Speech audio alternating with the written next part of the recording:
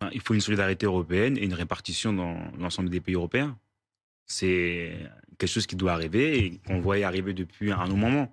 C'est le dérèglement climatique. C'est des réfugiés climatiques qui vont se déplacer et qui vont arriver.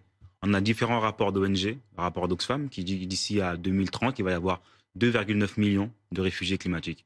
Soit on se prépare à les accueillir dignement, avec une répartition européenne, ou soit on va arriver devant des cas de figure.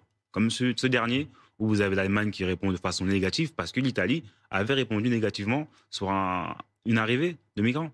C'est ça le sujet. Au côte tunisienne, on a Sfax ou on a Tripoli. Cherchons plus loin.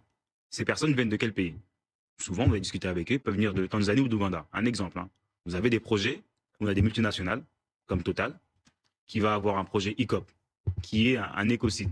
Un projet qui va déplacer des villages. 100 000 personnes vont être déplacées dans ces villages-là. Voilà, il y a aussi beaucoup de réfugiés économiques. Hein. Bien sûr, Voilà. mais ça rejoint. Vous avez des rapports de l'ONG Les Amis de la Terre. Vous avez des agriculteurs qui ont été déplacés. C'est donc une économie qui existait dans ce territoire-là, en Ouganda par exemple. Et ils alimentaient des familles avec cette économie. Ils sont déplacés pour un projet ICOP, une multinationale française, totale. Ces personnes ensuite vont se déplacer vers les pays du Nord. On va constater que ça fait aussi un flux migratoire. Les personnes prennent le même chemin que leur richesse.